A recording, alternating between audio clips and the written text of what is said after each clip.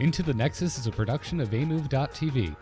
Bookmark Amove TV for other great video games and esports podcasts. Into the Nexus is sponsored by listeners like you via patreon.com/ITN.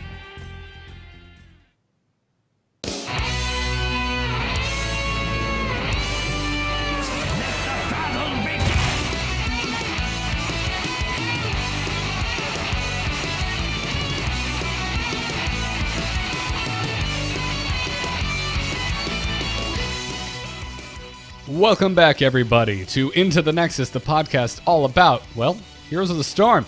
I'm Garrett Weinzierl, and I'm joined, as always, by Mr. Kyle Fergusson. Kyle, it's another week. It's not quite the last episode before BlizzCon, but God, it kind of feels like it. We're real close.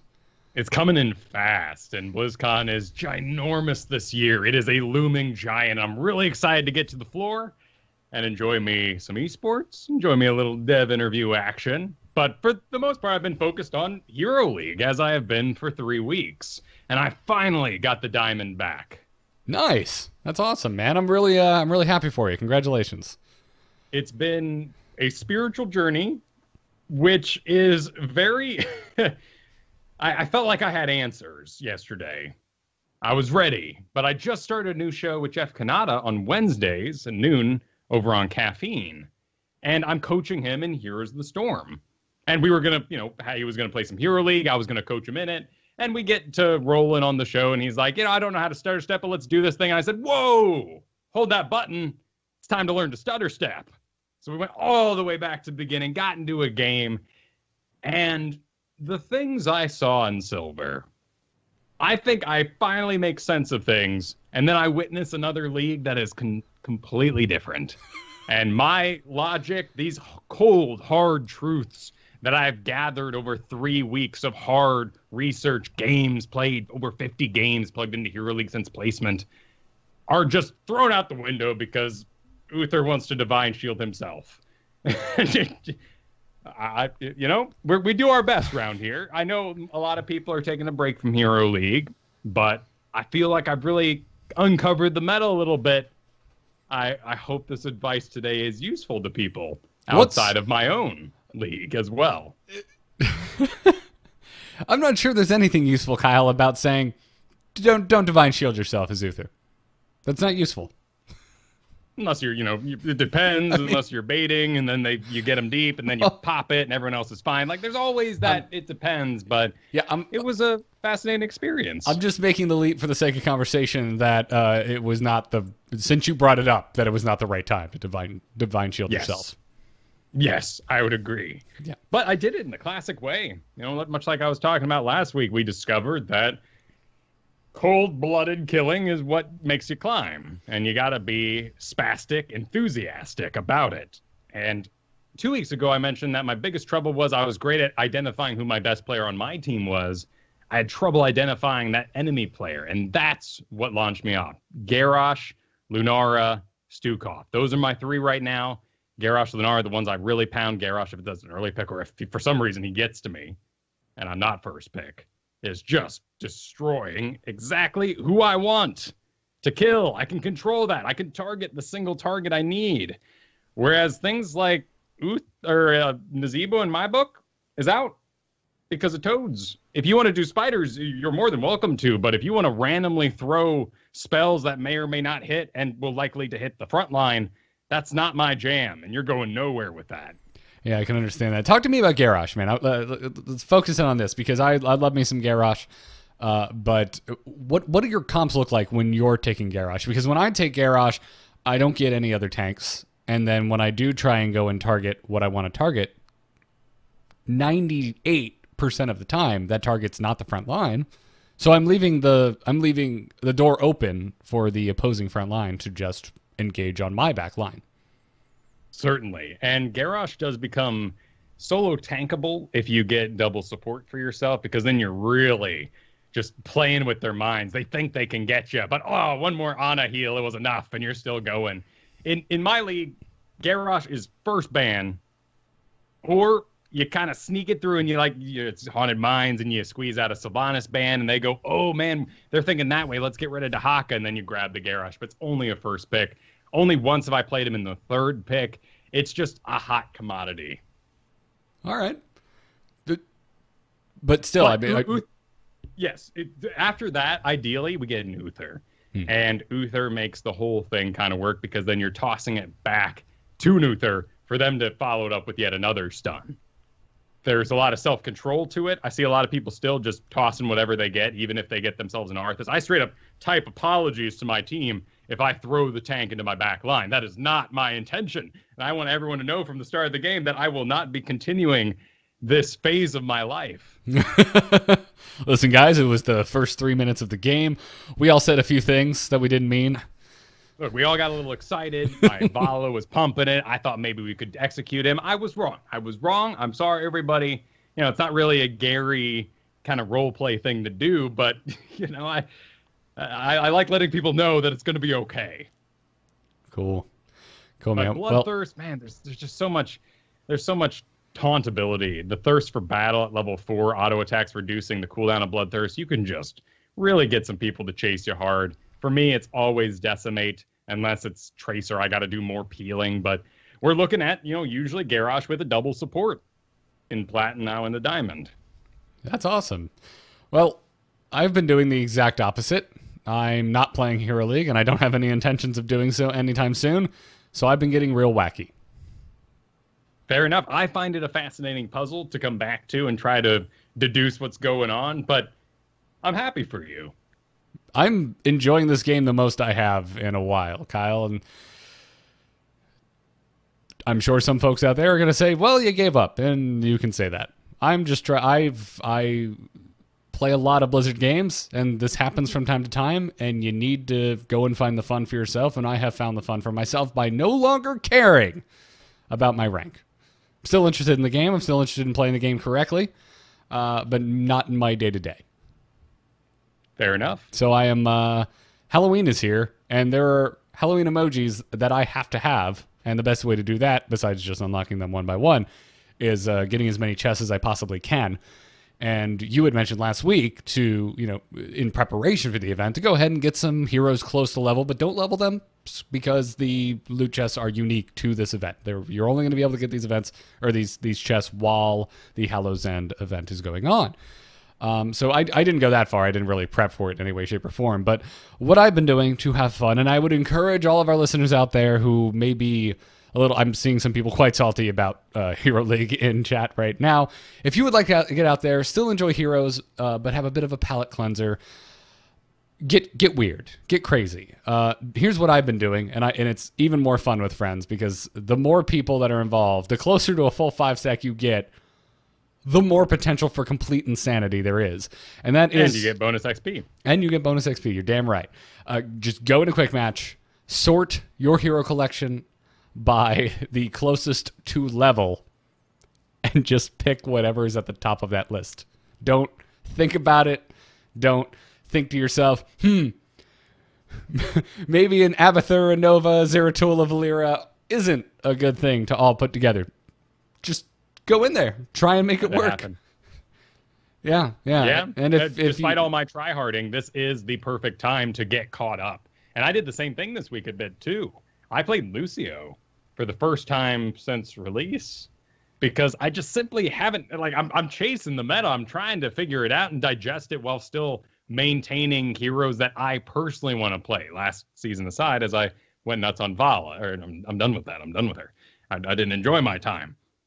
Now I'm actually getting caught up, and it feels really, really good. I went back on Ragnaros this week. That is a trip. That since last BlizzCon, and they did that big Bruiser rework and the Tychus business, I've just been stumbling along, and finally I'm comfortable in Hero League enough to spend my quick match time getting weird. I love Lucio. I think he's stupid as heck.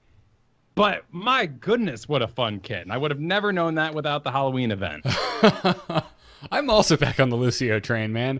I'm with you. Now, when you say stupid, I'm assuming you mean you don't much care for the character or the character design or any of the flavor of Lucio. Here, To give you an idea of my favorite thing about Lucio, it's when I'm on Garrosh and I pick up Lucio and throw him into my team and I get to yell Lucio in the house. Nice. All right. Fair enough. And I'm in the exact same boat. When I mentioned this on Overwatchers back when I used to be on that show like a million times, was that the first time I saw Lucio, and still to this day, he looks like he belongs in the group from the 90s Burger King, whatever their version of the Happy Meal was. They had the group of kids, and he just has that style to me. This really cheesy, he's on rollerblades for crying out loud. It's not a design I like. Like Magic School Bus, ABC special kind of. Yes, that kind of thing. This extremely wholesome, it's not no parent is going to look at the character and be offended. They're totally fine with their 5-year-old watching whatever Saturday morning cartoon involves this character, that kind of thing. That's what I get from Lucio. I gotta rewind this a little bit because I feel like we've ripped too hard now. I was about to bring it home.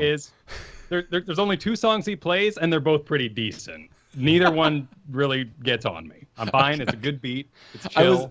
I was about to bring it home with both in Overwatch and especially in Heroes of the Storm. I love playing him. It's not a character that I get behind the fantasy of, but I 100% get behind the mechanics of. He's just fun. He's pure fun. And it kind of actually makes me think of Jet Set Radio.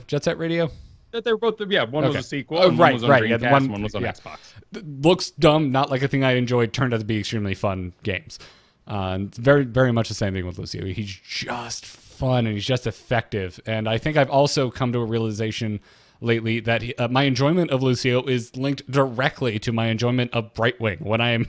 When Brightwing's doing well, and I'm back on Brightwing, and she's my jam, all of a sudden I start thinking to myself, passive AoE healing is really awesome, and then I go right back to Lucio, and on top of that, you give him an awesome movement kit that Brightwing does not have, and he's just a blast, man. I love him.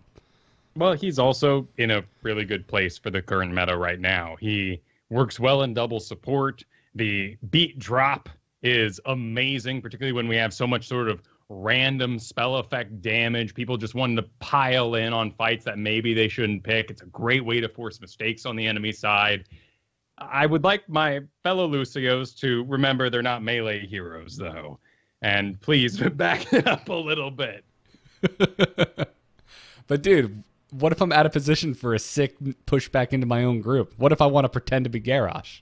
Well, actually doing all this Lunara maining is kind of given me a really cool perspective on healers and which kinds I want to play against and ones I don't. And Lucio is absolutely a Lunara counter in my book. I got to work super hard. If I spread poison across everything, it's going to get countered.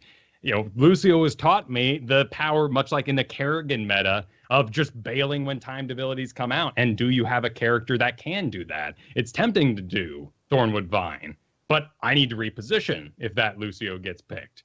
I need to make sure I'm not going for spread. I'm going for single target. And how that changes when a Malfurion comes in or a medic is in play. Like with an Uther, you poison everything and make him choose. So that's been one of my favorite draft sort of puzzles that I've been working on after going through the support main earlier this season. It's awesome, man. I mean, if I want to, I guess, kind of overarch one thing throughout this entire episode, it's just go do whatever you find fun. If that is Hero League, if that's finding answers, which it clearly is for you, because you were lit up like a damn Christmas tree, and last week you were scratching your head.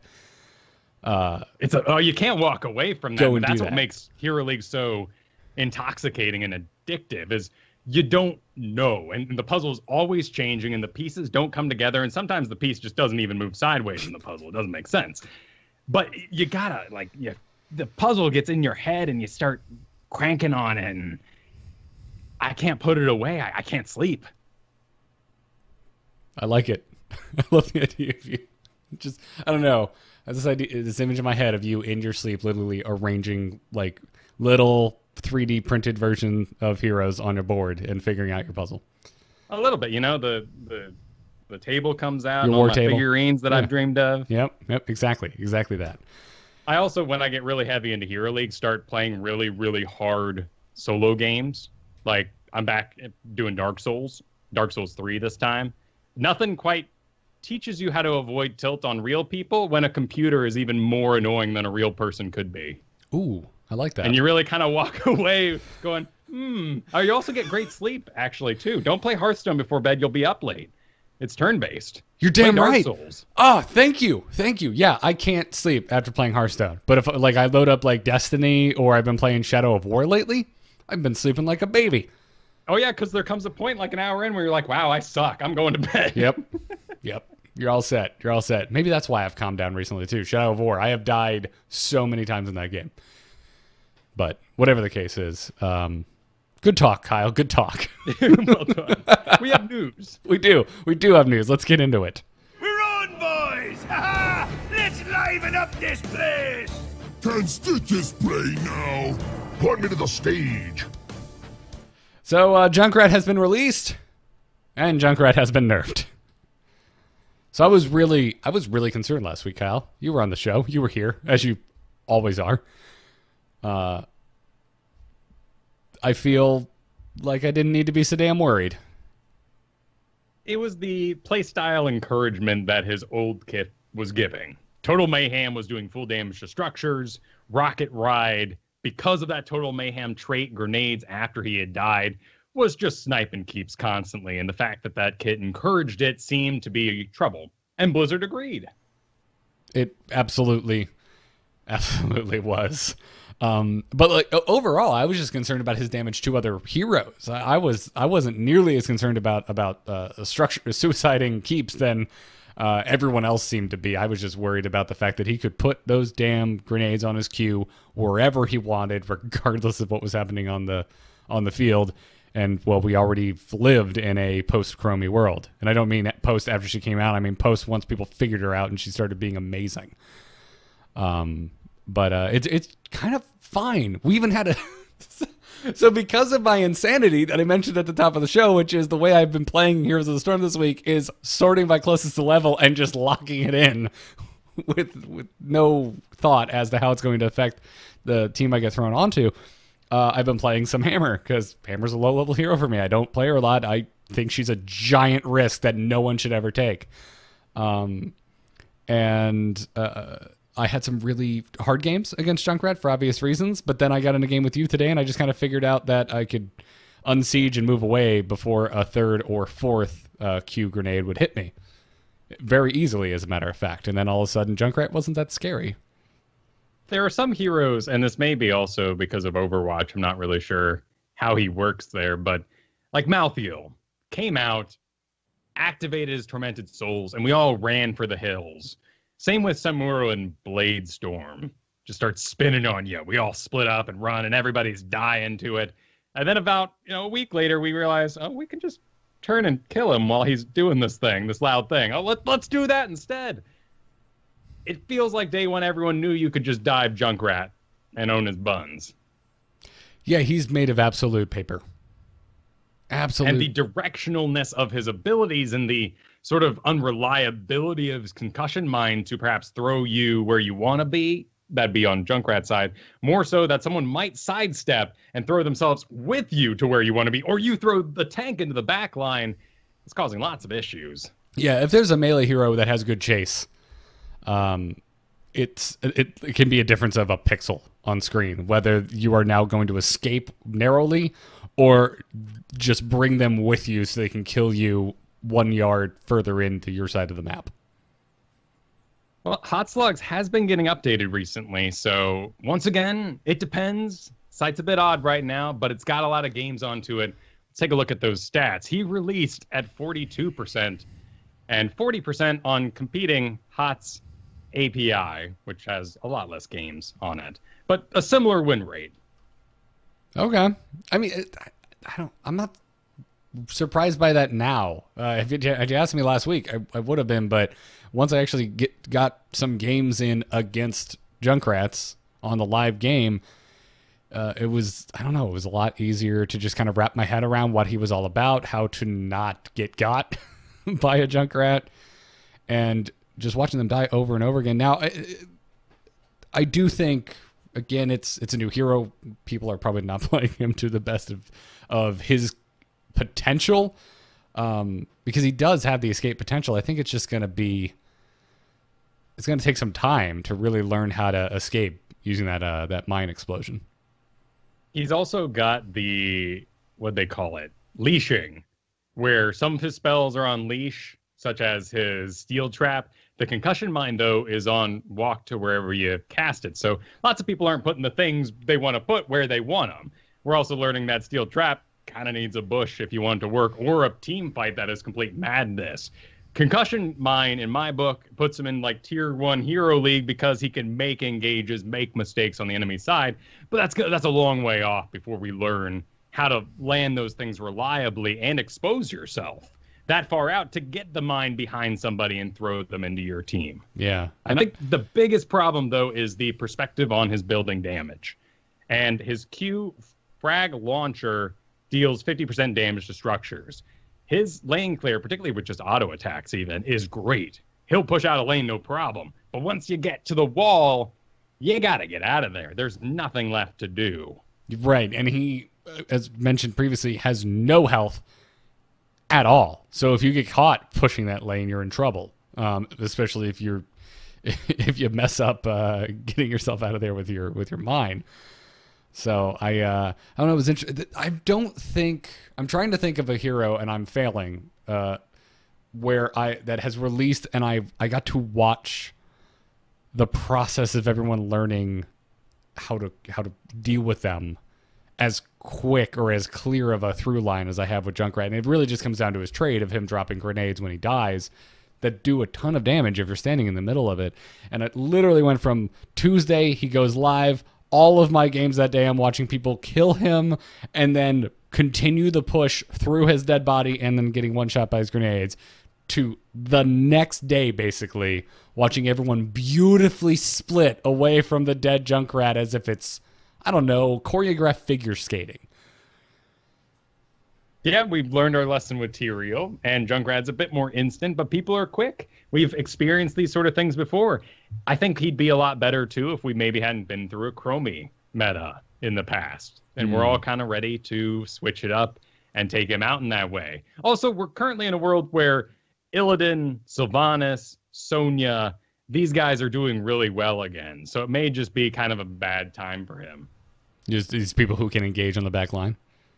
And people who have reliable, like Sylvanas, for instance, reliable movement to maybe avoid the danger that it would take walking towards him, and then a very real way to pump a lot of damage and do him fast and in a targeted way. Yeah, all good thoughts. The odd thing is, though, I still enjoying playing it. Have you played a lot of Junkrat games? I've played him. I played him a lot on the PTR. He's gonna, hang out in the dusty box on the shelf. I think he's too untargeted for me to enjoy the execution. I think getting really good at concussion mine is a must, and I just don't feel like being that wacky. It feels a little bit like, it feels a lot like Chromie to me, actually. These huge damage numbers, but at the end of the day, depending on the support on the enemy side, the type of tanking, that could mean nothing. And your beautiful random damage, Gazlo is another one good like this too, depending on the map. Yeah, they get eaten, your numbers look great, but it's not effective. It's not decisive. Yeah, that's all good points. So I'm looking at the notes, man. You brought a lot of stats with us. Let's talk about maps and what's going on with Mr. Junkrat. Cursed Hollow is his only 50% win rate map right now, and there's no one higher than that. Everything through the 40% is a 2-lane map or a defensive map. And I'm calling something that has good buildings, maybe like Braxis in this area. That's a 2-lane map as well, though. He does really bad, though, on maps where you end up splitting the objective or that have lots of ganks on the objective. So Cursed Hollow is a bit of a surprise in that way, but he is not performing well on Volskaya. And Garden Terror, where you often split in half and there's lots of gank patterns available, he's also 36% there. That Garden of Terror does not surprise me there. I haven't gone up against a Junkrat on a Garden of Terror yet this week, but I could just imagine, you just go through the bush. Oh, there's a Junkrat, and he's dead. He really excels in those maps where a single little touch can cause the interrupt. Cursed Hollow, Towers of Doom. Dragon Shire is probably the lowest of those all for him. If they have to cement an area, I don't think they care too much about him, and they're just going to dive him once the 4 shots are out. Yeah, and it's unless they're firing their 4 shots wildly, which randomizes the damage even more, it's pretty easy to get a bead on where they're coming from, and they're probably going the next few are probably going to come from the same direction. You can course correct rather minutely and get out of the path of these things. He also is going to struggle in both modes, Hero League and Quick Match.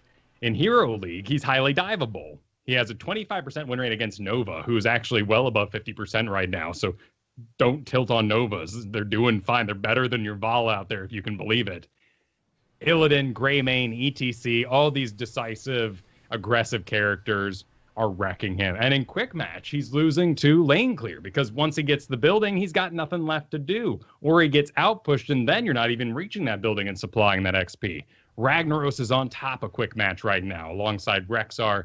You got Asmodan, who's always got a presence, to Haka as well. But Probius and Sylvanas really making a show right now. And Murky jumps up 4%, now 53% win rate in the top 10, probably because nothing's as good as diving as Murky because you don't care. And once you get there, you're just going to spin circles around him while he tries to aim a skill shot.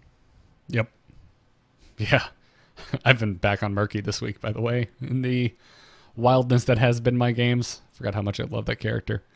Me too, and it's a great time for Murky, actually. I was just doing it for loot boxes, but Octograb, Slime Stacks destroy Junkrat, but mainly Octograb. There's so many Zul'jins running around. If you know the time period that they like to dingo in, you can run King on those maps. It's a lot of fun.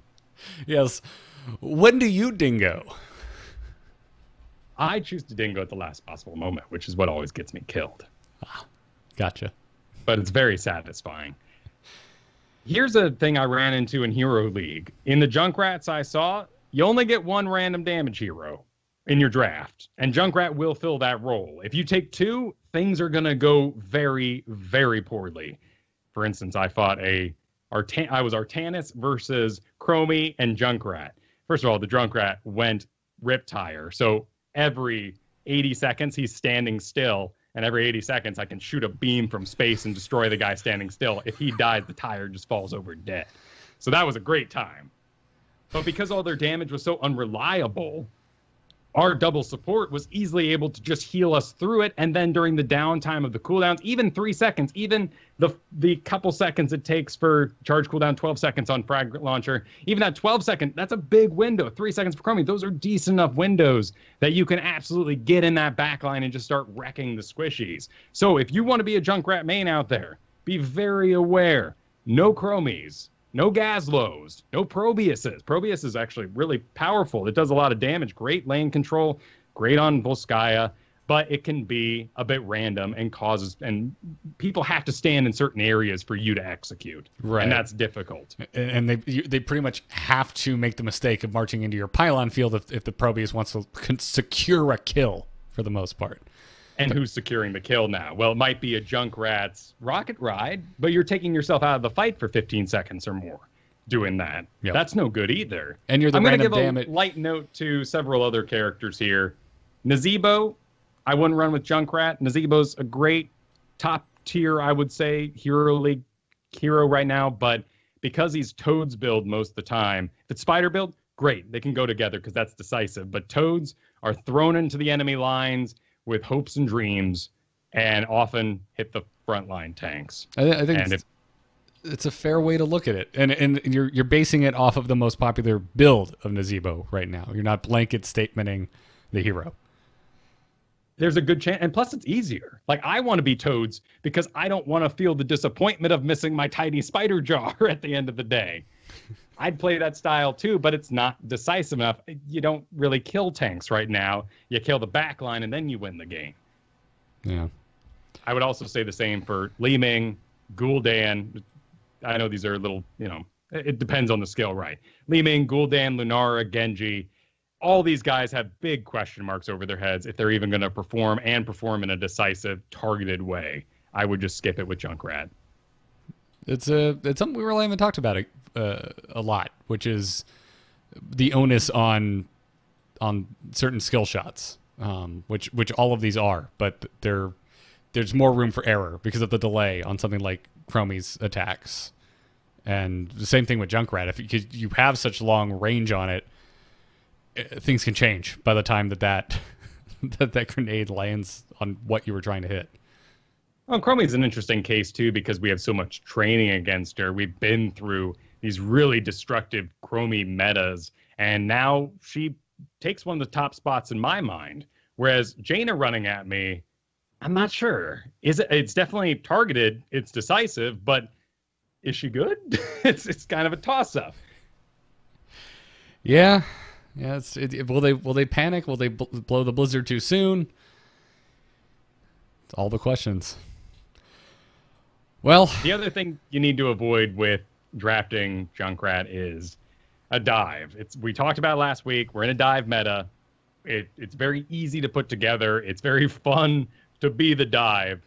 If you end up drafting an early Chromie, Sylvanas, Malfurion, Morales, particularly Ariel. Ariel is a huge offender right now. She went from top support to very, very far down because she was always defeated by Poke. If you're fighting Ariel Vala, you just need to figure out which one of them is the worst player, which one's worse than the other. And then you scare them off. If it's usually the Ariel, because Vala's just going ham. She's like, I'm making all the hope I can. Let's go. And Ariel's the one who's won the heal and keep in range of the Vala so she can heal herself and the Vala at the same time. If you could scare off the Ariel, you win that fight. Poke beats Ariel. And in the same sort of way, if you take any of these heavily divey characters alongside your Junkrat, the enemy team is going to have a fiesta all over your face. All good things to think about. You're talking about basically your draft real estate. You know what you're slotting in and how many of those same slots you're allowed to have before you're leaning too far in one direction and the hole in your armor is too large for the counter. And this is something we discovered over the previous weeks, but it's come to pass, and I feel pretty confident saying that double support for ease of execution is the best comp right now. If we were to make a tier system there, it would be double support beats double tank, beats solo support, solo tank. It doesn't really loop back around. It's not kind of a rock, paper, scissors sort of equation. And of course, it all comes down to, it depends on who's on what and if players got the heroes they wanted. But if you're thinking double tank is walking into double support, support has the hyper carry. That has been picked up for that team, and they're going to chew through the lower damage of double tank. So all along the way, while Junkrat's coming out here, while Anna's coming out, this meta has continued to solidify. And it's not exactly changing because of him, it's just happening around him. So if you want to play this guy, you gotta plug him in right. Yeah. So I know it depends, asterisk, ease of execution, yada, yada, yada. So right now, what you would prefer is double support, and you would just kind of stay away from old school one tank, one support as much as possible? My main goal in the draft right now is to not show which of those comps I'm doing too early. That is the biggest risk, I think. When you show double tank early, they can go that double support and absolutely out damage you because of the hyper carry that'll be supported there. And we get back into the difficulty of predetermined draft order.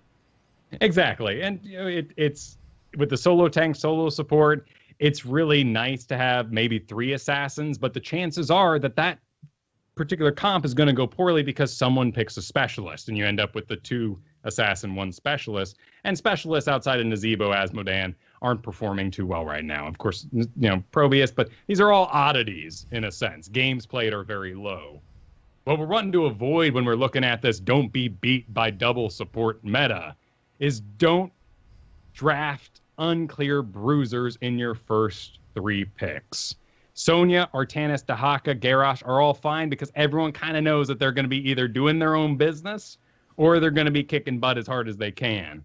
Garrosh sometimes confuses, but that's okay. We can deal. A Nubarak, overly confusing. Actually, really surprising there to me.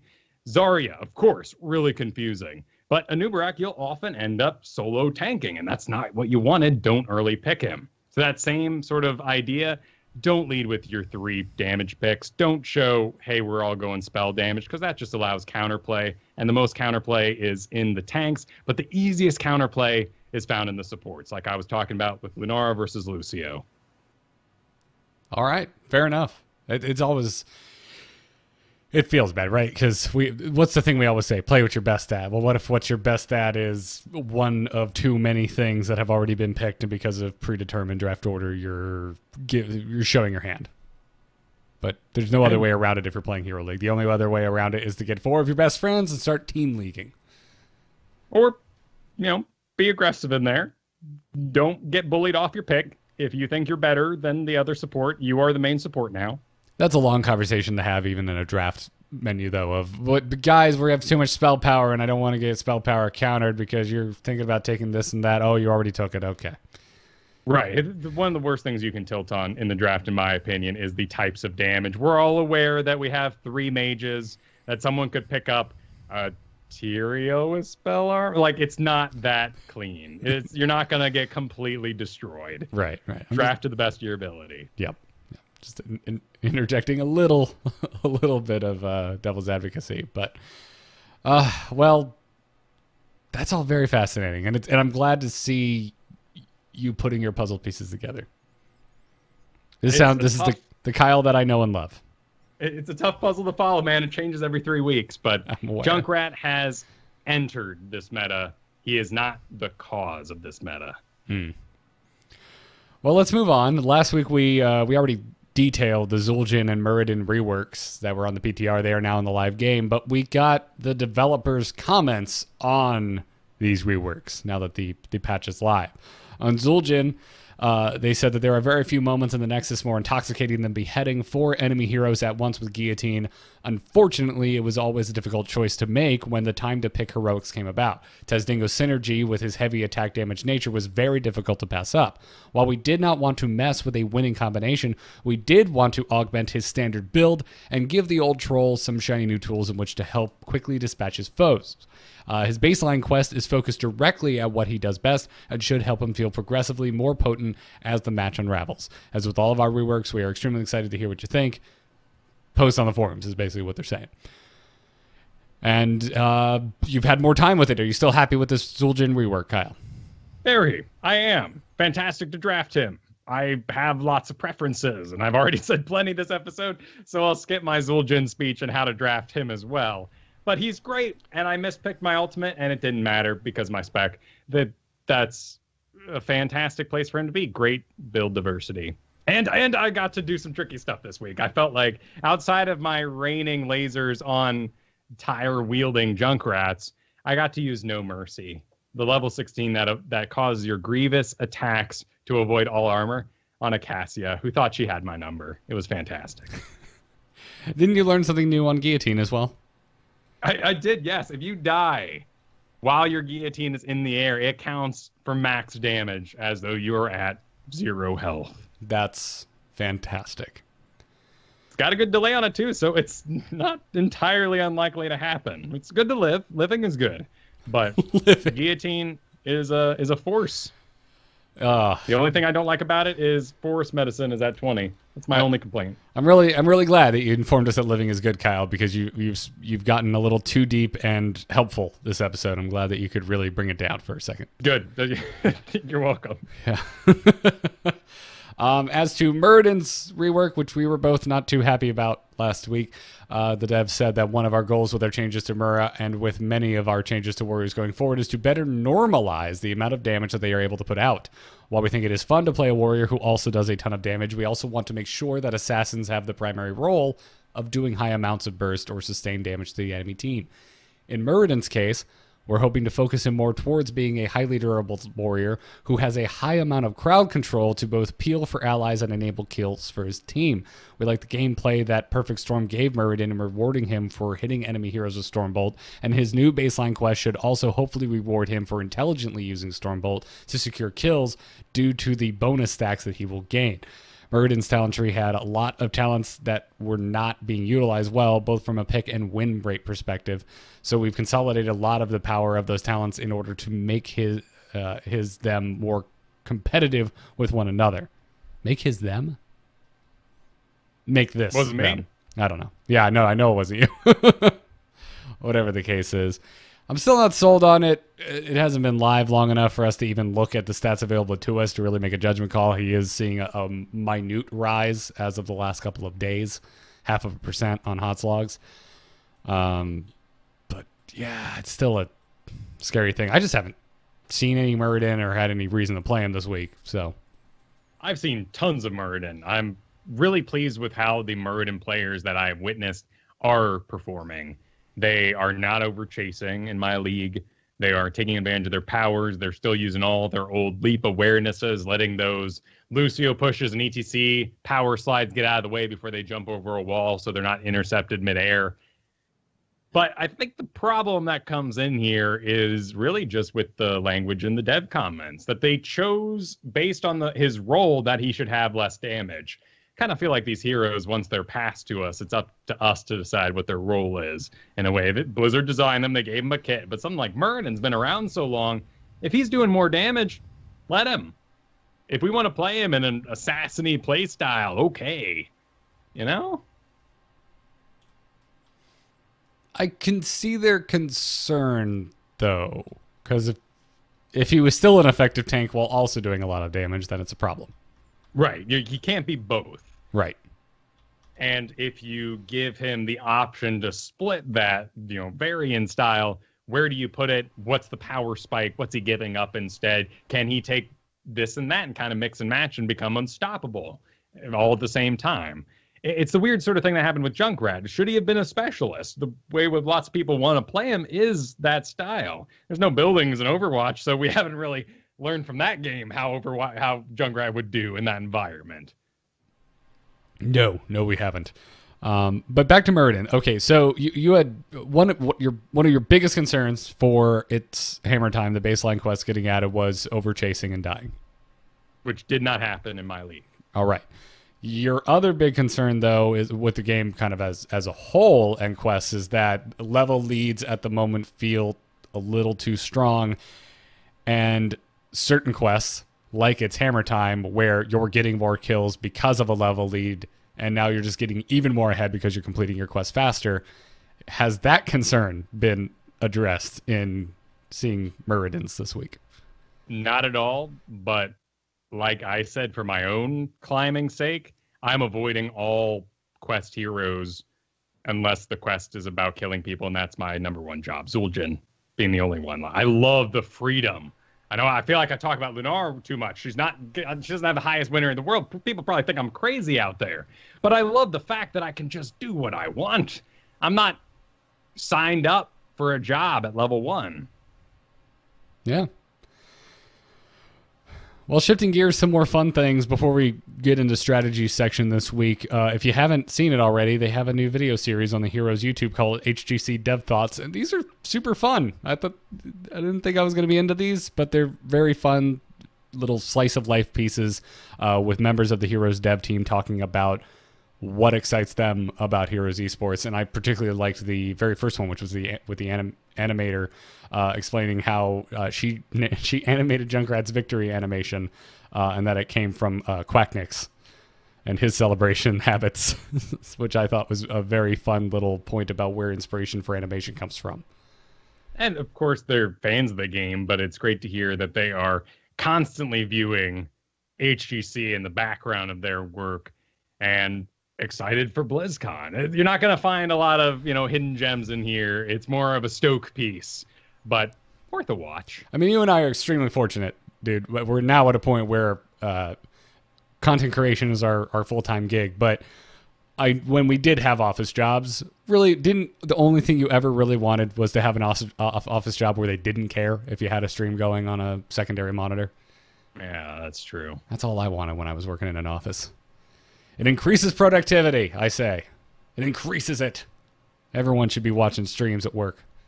Well, and if you are having trouble, perhaps you are tilted on this game, not having as much fun as you were in the past, I would suggest giving up the Heroes Reddit. It's a breeding factory for complaints of people who aren't currently playing the game. However, huge caveat here. If you're at work, Reddit's a godsend. And it's great to be entertained, isn't it? Yes. It's, oh man, you're going to send me off on a little tangent here, but it's something I've been thinking about on lately as I've found myself getting ragey at games again. Always happens and I have to work it back, but I think it's easy to happen when you're into any one thing or covering one thing too closely. That's why I've been going back to console games for the first time in quite a while. I've been playing Destiny 2. I'm playing Shadow of War. I've dipped my toe back into World of Warcraft for the first time in a few weeks. And just playing other games and even coming back into Hearthstone and Heroes of the Storm and playing them differently than I was playing them before. And I think it's a good habit, and you need to try and check yourself, because if you're just playing one or two games, that's it. You're dedicating a lot of hours to it.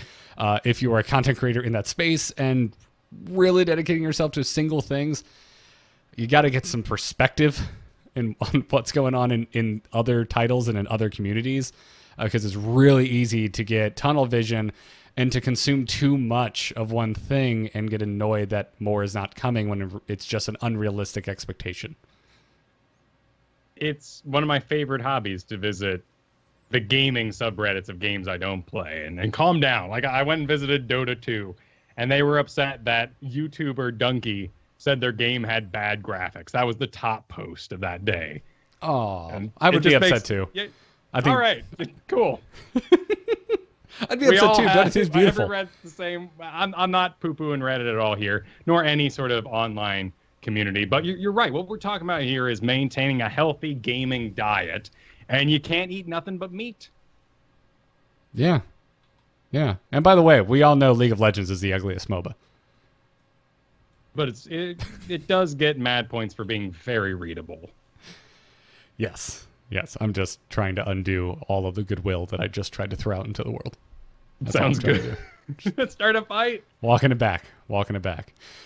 All right, cool. I managed to keep that short. Well, let's thank some patrons before we move on to strategy. This show, Into the Nexus, this podcast, you're listening to Kyle and I, sometimes Jeff, sometimes Dunk Train. We are supported directly by our patrons over at patreon.com/ITN. If you're completely unfamiliar with it, it's basically an opt-in subscription. The show's always going to be free. It still has been for now almost 2 years that we've been running the Patreon. But if you like it, if you get some value out of our show and you would like to give us some value in return, head on over there and sign up for whatever works for you. And this episode, we have some patrons to thank. We want to thank Ninecast, Toby from Switzerland, Iron Nick, John M., and Ralph P. Thank you very much for supporting Into the Nexus. And again, we still have some declining patrons. We have for a while. We're still underneath Dunk Train's goal again. We've fallen back below it. Apparently my PSA is not working on the show, so I'll try a new tactic. If you haven't been a patron before and you've been thinking about it, consider it. Give it a look. We're mad close to getting Junk Train back on the show. Just a couple more patrons and we'll be there. Yep. If half of the patrons that are currently declining fix that, we'd be good. Or 23 people with $1 pledge, 46 people with a 50-cent pledge, anything like that. So go check it out. We really appreciate the support, everybody, and we'd like to get Dunk Train back on the program. Now, let's get over to strategies and revisit Dragonshire. Choose a talent. Choose a talent. Talent? Ah, that seems generous. I have a PhD in PvP. So, listener Corythedon is what I'm going to say, would like us to talk Dragonshire. Corythedon wrote in to itncast@gmail.com and basically started things off with all you need to know from the email, which is, while it has been a pretty decent season for me so far in Hero League, I am 2-9 on Dragonshire, and basically went on to suggest, hey guys, sometimes you do Battleground-specific discussions. Can we get a Dragonshire one? We did Dragonshire last time as a strategy, I think on episode 9. Yeah, things have changed. So I'd like to start things off with, Kyle, you were singing the praises of double support, and I'm not here to take a stance on it, whether I think double support is bad or double support is good. All I'm going to say is I don't see any reason not to take double support into Dragonshire. No, the biggest problem that that double support faces is getting divided. As long as it is clear who is the main support, that isn't a problem. So let's imagine Warhead Junction, for instance. You got an Uther and a Tyrande. Tyrande goes top lane. Sweet. Tyrande can solo lane. Uther's now main support. There's no question about what's going on. If you're running a Rhaegar alongside a Lucio, who's supporting who on such a big map? When do we come together and use those powers of maybe a beat drop and a bloodlust stacked for our Vala? It doesn't happen. So it is a split map. Double support can struggle. In fact, the first thing your brain will say when you're thinking 2 points, control them both at the same time, you want double tank. And the pros think the exact same thing too, with a 49% win rate. In fact, the highest win rate comp on Dragonshire in the pro scene is 1 tank, 1 support, and 3 assassins. And that's for this reason. It is a scrappy, wacky little map. Same like your Warhead Junction. Big map, of course. It is one thing to make a sweet comp for Warhead Junction. I wouldn't suggest it. Anyone out there below Diamond or Plat, go for a sweet comp on Warhead Junction and some sort of wombo or anything like that. It is way more important that you have mastery of your character, and you too are a squirrely little player out there getting on the field, tricking people up, and getting 1v1 picks. And because of the split objective on Warhead, or on Dragonshire, and the middle that causes the big fight, bring your best. It really, so many maps, there's cute picks, but when it comes to Dragonshire and Warhead Junction, bring your scrappiest best. It's because of the skirmish, the highest skirmish potential, right? Like every battleground in this game is going to have a team fight. I don't mean team fight when I say skirmish. When I say team fight, it's 5-on-5. When I say skirmish, I mean any random number of heroes below 5 versus 5. And we, jokingly poo-pooed Hammer at the top of the show. Hammer's great on Battlefield of Eternity because the focus it gives. We have a very high DPS target that is very easy to defend because they are unmoving. And Zarya's can have an easy job. Any support, any tank has an easy job peeling for Hammer because of the focus on that map. But give it 2 objectives, and that will immediately fall apart. Right, it's splits. And on top of that, moving heroes, you need to adjust for that as a tank. So our writer here writes in and says that they are Rhaegar and Diablo main, but sometimes without the Falstad or another global on this map. Rhaegar, Diablo, those are 2 prime heroes in my book. You are going to have kill potential. You've got great pad control. And if you've got the stuff, you can absolutely 1v1 with those guys. Your Falstad, however, though, might be over cute. And in fact, maybe lacks the body to hold that point for that extra point in time. Maybe that whole sweet split grabbing objectives actually leaves the middle completely bare and your team loses in a 4v5. That's a good point. But at the same time, I can completely understand why he would gravitate towards Falstad. I know we've said in past shows, I can't tell you how long ago it was, that globals on Dragonshire can be quite strong. They have been reined in over time, though. When we had those conversations, we had, well, old Dahaka and new Dahaka's a little bit better, but, old Brightwing, original Brightwing, and then Falstad's had his power worked around, and a lot of players get confused. Is this a wingman map? Is it not? It's not really a wingman map. Right.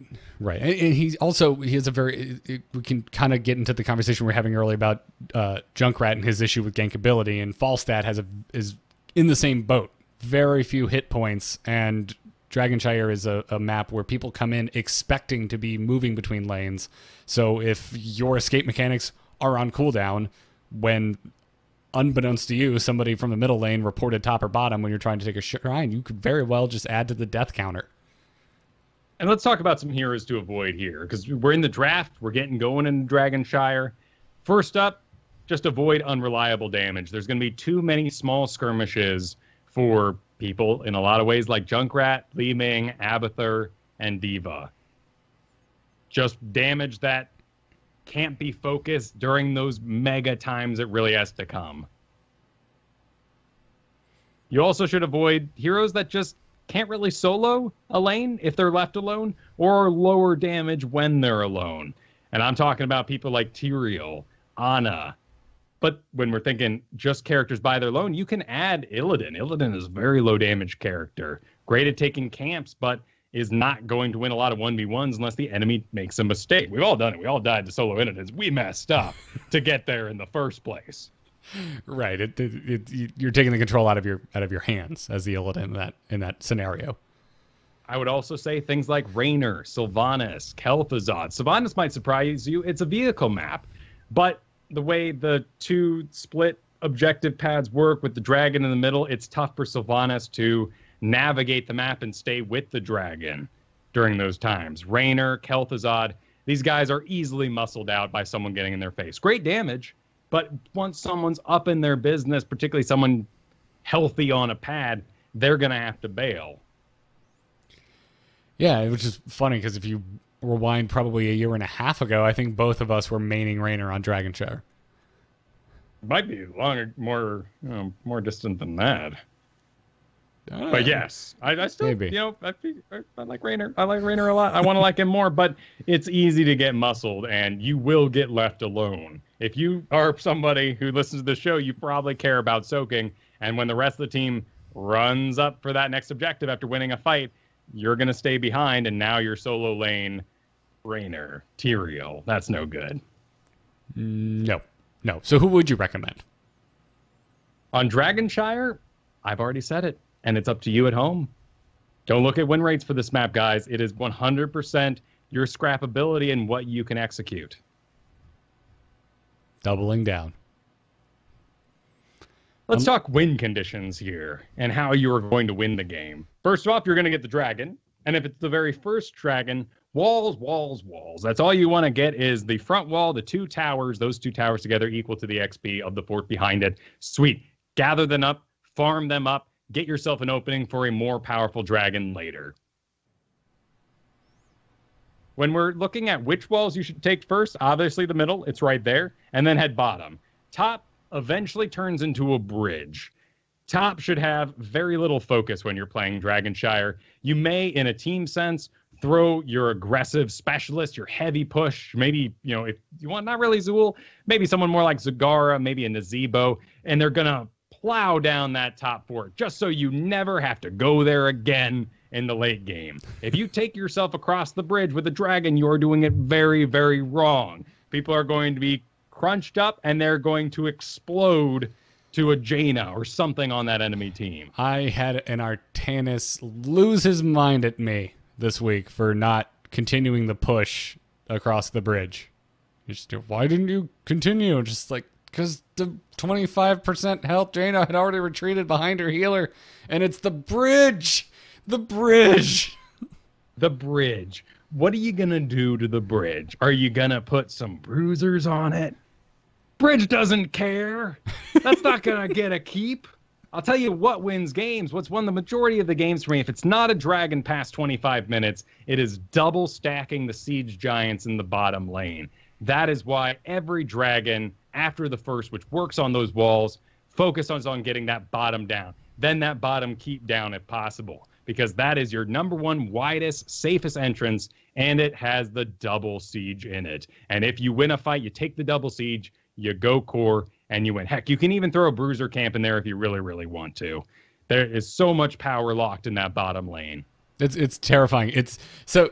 Hey, everybody know I spent like the last 3 weeks talking about how the lack of any mercenary power on Volskaya Industries makes me scream inside.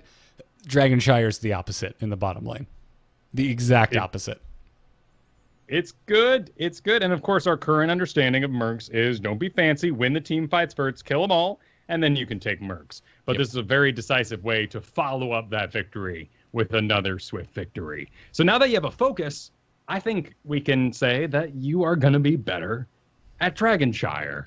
I have completely turned around my Sky Temple games by just simply focusing on the middle temple first. Having that focus, knowing that if I go take the top, they control the entire map. If I control the middle, we can still go to the top because it's farther away, and we'll get that one after this middle. Just having something to get you in the winning mindset is all you need. So bottom lane. But if and I hope that's all I hope he's just listening to this going, oh, I focused top lane. Oh, everything. And then the win rate goes flying. Yeah, it could be. At the very end, specifically for, I've already forgotten, the Carithodon, and anyone else listening who might see themselves leaning in a poor direction on one particular map. Also, if you're not already doing this, go and look at the heroes you played against on those maps and see if there's also a trend there. If you find yourself going up and it just so happens to correlate with a map that a certain hero keeps getting picked and you have a poor win rate against that hero specifically also on that map, because that's also something you can go and look at that you may be missing. So if you're not already tracking your games with HOTS logs, as we've said before, yeah, HOTS log stats, it's not perfect because it's not every game ever logged, but if you're personally keeping it up to date, at least your personal stats will be correct. Sometimes you do have to dig deeper than just getting a bit of map strategy. And in that case, win rates, understanding heroes, spending that time in quick match now, learning Lucio could make all the difference in the world. Absolutely. Well, let's wrap this up with an email. Darkness stopped calling. Does anyone else hear that buzzing? Hold on. Darkness just texted me. You can send your emails to itncast@gmail.com. Write in questions, comments, concerns, topics you'd like us to talk about, even if they're off topic. We haven't had some off topic questions in a while, and those are always fun for the end of the show. But today, Nick is writing in, and Nick gets a little heavy. Nick writes, longtime listener, first time writing in. I've been playing Heroes of the Storm since beta, mostly in quick match. I usually do my placement matches every season, mostly for the goodies. I enjoy the competition, but I feel like it takes a lot of time and investment to do well in a Hero League environment. My rating was between Gold 1 to 4-ish. Congratulations, Nick. You have the most consistent range of Hero League placements that we have seen in our inbox for the last 2 months. It's beautiful. Well done. Yeah. Nick continues, lately, I just stopped the game completely. Every game I was playing, mostly quick match, it ended in players yelling at each other. I felt bitter and salty after every match, even the winning ones. I've never, ever yelled at anyone in the chat since negativity never helps when a game would go south. I do yell at my screen, though, but that's a secret. Nick, you're my spirit animal. We all do. Yeah. I've recently restarted playing. I was eager to try out Ana. The mechanics look fun, and it's mainly what I enjoyed the most out of that game. Usually like supporting as well. I'm 2 games in enjoying her, but I feel like A, I'm bad with her, or B, she's not competitive, or C, why not both? But I was having fun playing the game, something I haven't felt in a while. Then the third game, it came up, oh my god, we got an Ana, GG, we're done, and that guy logs out. Quits the game. Then I get crapped on by another guy because it's all my fault. Keep in mind, we haven't even left the base yet. Oh my god, I feel so bad. I like that you're getting crapped on because someone else rage quit. Mm-hmm. He wasn't a Varian, was he? Like, let's just add insult to injury by making that a pre-level 10 Varian saying GG. I was going to say an Asmodan, but sure. We all have our own personal triggers at the moment. Is that your big one that you see? If I see an Asmodan right now, I just assume we lose. Oh, huh. That's interesting. No, it's not. No, it's not. I'm actually a fan of Asmodan on my team. He always dies, but it takes him so long to kill him that I usually get a Merc camp or something done. All right, fair enough. Maybe that's what I should do when I'm, instead of obsessively picking the Asmodan who's about to overpush and die blindly, I should just go do something else. Right. You can watch him die for 20 seconds. Or you can take a boss. Right. Which one do you want? That's a really good point. That's a really good point. Anyway, back to Nick's email. Nick continues. So my question is, how does one enjoy casually this game? Is it even possible anymore? Isn't Quick Match the place to try builds and fun characters? In Hero League, you can't play the characters you feel like playing. You have to play the meta, and you're expected to perform like there is no tomorrow. And I feel the lower the league, the more players think they know how to play. I'm on the A-Move chat, good people there, it helps a lot, but there is something that is gone for me. Maybe it's because the game keeps moving too fast and we can't learn together. It feels like we should know everything about every situation, characters even before they come out. Could a system like MMRDK help those situations so you're not penalized too much for taking a break? Anyway, I'm done with my rambling. Thanks for the show. Even when I stopped playing, I kept listening to your podcast. Stay positive, don't die, Nick. Well, Nick, first off, listen to your sign-off. Stay positive and don't die. Is my first thing. Second, and real quick, MMR decay would penalize you more for taking a break than it already does by ranking you down. Although it might help. In theory, it could help put you in a league with people who are on the same kind of level of or basis of knowledge, but that's not always the case. It's not a perfect system. So let's focus on something I already talked about at the top of the show, which is casually enjoying the game. And I think it absolutely is. And I think I've tapped into this a little bit a few times throughout this show, and it's just, I don't know, you need to do a gut check at some point. And for me, 2 weeks ago, in Hero League at least, it was turning off allied chat.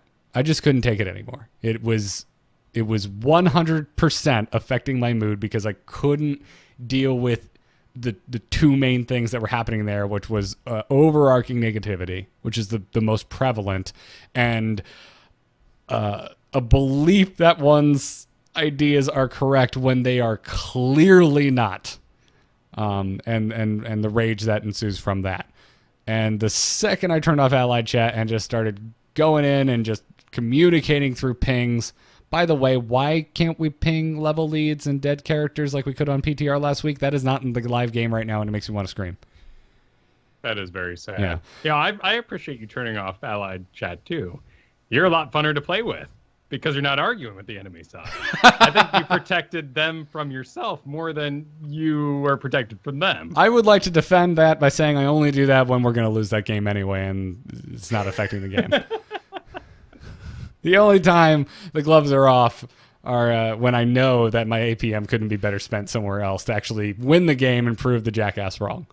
Well, in a scary sort of phrase, we have had people trolling us in the games that I can see, and you have not seen it, and I feel like you have had a far superior time than you would have otherwise. 100%.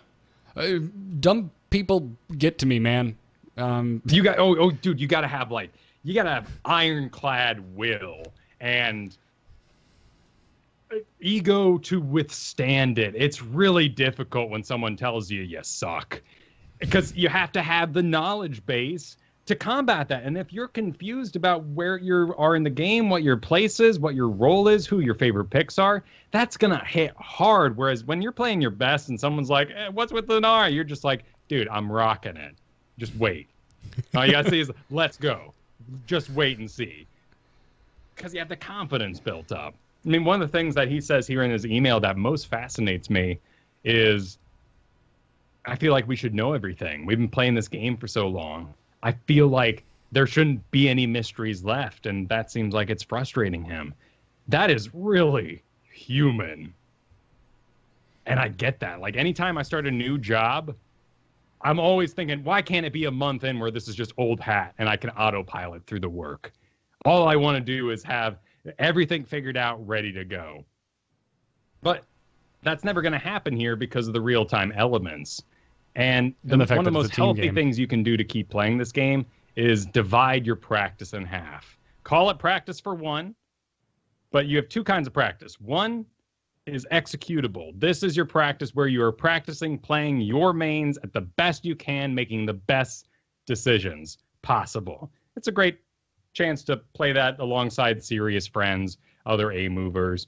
But you might also have nights where you have to take this time. In fact, I play with quite a few Masters players in the A-move group. And sometimes they play outrageously because we have to. We have to understand our limits. We don't know if we dive Junkrat, what'll happen. We don't know if we run away from him, what will happen. So you have to spend games losing or just being bad so you can find out all these elements. Yeah, no, you're absolutely right. I like your idea of breaking up your practice. That's a great idea. It's funny that we don't do this in our brains in competitive games. We want to win. But people play Minecraft, Factorio, endlessly. Skyrim. You open up into the world, and I don't know. I wanted to become Lord of Cheese Wheels and Magister of the Magic College. And once I did those things, I was done with the game. But the game, you make your own goals. Well, and that's what's difficult in the team environment as well, which is just learning in general, because you're learning shoulder to shoulder with 4 other strangers for the most part. Yes, you can go into AI and whatnot, but at the end of the day, that will only take you so far. You have to, at some point, if your goal is to rank up in Hero League, play against other human beings. It's the only way you're going to get better. And if you have Allied Jet on, it comes with the territory. It's competitive. It is competitive. And this type of behavior is tied to a competitive experience. There's no way around it. If you went and played pickup basketball, you're going to start talking smack. It just happens. Unless, I don't know, maybe you're all smack at my screen when I play Dark Souls. Maybe you're all Canadian and you're all very nice and polite and apologizing constantly. But I don't know. I think they still talk smack. Smack's too fun. I've played Heroes of the Storm with Jocelyn, so yes, I am aware. She does actually talk some smack, despite being one of the most polite human beings I've ever met. Yeah, it's a lot. It's a huge personal gut check, and you got to figure out. You got to figure out if you still even like the game, period. And if it's it sounds like for you, it is just the social aspect of it that is detracting from your enjoyment. So I would say go and turn chat off. And beyond that, go and play with friends more. Go out of your way. I don't, and I should. I am lazy about going and finding friends to play this game with. And every time I do play it with friends, it increases my enjoyment exponentially. I'm playing a lot with Gotti. He's one of our patrons recently, and I raided with the guy throughout this expansion of World of Warcraft, and I've been having a great time playing with him. Again, I have to promote the A-Move chat. I am constantly, first of all, like I've said before, you gotta represent, you gotta put up good signage, looking for more quick match, followed by your personal emoji flavors. And just keep spamming those not to spam, but like making interesting pictures, like a buff Zul'jin with thumbs up, And now, thanks to the social tab on the Battle.net launcher, you can ask that question while playing other Blizzard games. That's true. So if you're killing time in Hearthstone, but you really want to be playing Heroes, but you're waiting for a buddy to show up or someone to play with, you can just be chatting in that social tab. You can go over and into the Heroes of the Storm or just the general channel. We don't really care that much, and see what people want to do. It's all good stuff. I keep coming back to Nick here. I think it's social engineering. You need to engineer your own socially positive experience, and there are ways to do that. And I think the easiest, if you're just doing pickup games, is to turn chat off, because it sounds like you're like me. I have turned it back on since previously, but it's very easy. It's a checkbox. That's it. On and off. Do your thing. I agree. Yeah. So I think that brings us to the end of this show. Again, keep those emails coming. Not at ITNcast. That's our Twitter handle. ITNcast@gmail.com. Thank you again to our patrons over at patreon.com/ITN. Our producers as well. Thank you, Declan H. Thank you, Cheesy Bob. Thank you, Myth Dollar. You guys are awesome.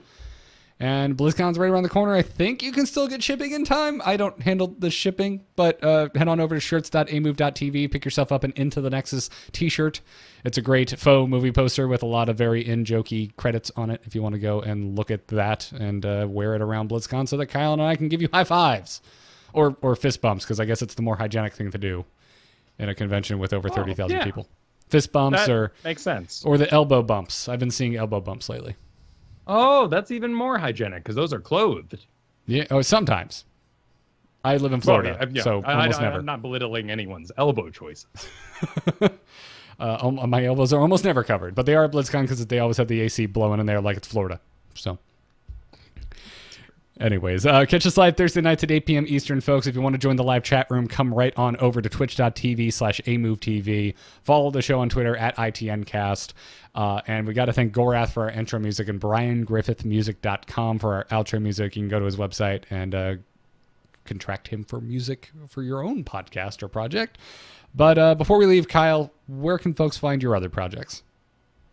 This week, I'd like to point you all to that new show I talked about with Jeff Kanata. That's on caffeine.tv/Jeff Kanata. It's on Wednesdays at noon. It's called Hot's Lunch, which is an adorable name. And it is a real-time streaming service. So after a bit of coaching, once we get him up to speed where I'd like to see him before we head back into Silver, I'll be coaching him live inside his own Hero League games. It's rather amazing. It's like you're in a Skype call. I saw his mouth moving in real time on the actual page. Fancy little service. That is super cool. Folks, I'm on Twitter at GarrettArt. Every podcast I do, including this one's over at amove.tv. Check out Embrace the Spoilers, where 2 weeks ago Kyle was on, and we spoiled Last Crusade with Jocelyn Moffat, who has now seen every Indiana Jones movie, but at the time had not. It was quite the treat. And check out my graphic design portfolio over at nomoonart.com. If you need a graphic designer, you can get me to design something for you. And there's a lot of traveling going on, and I recently had a car repair that was rather pricey, so I would love some freelance. Send it my way. That's going to wrap it up for this episode. Thank you all for listening. We'll be back next week for 189 as we march closer and closer to 200. But until then, good luck, have fun, stay positive, don't die, and whatever that is that Kyle says at the end. Take care.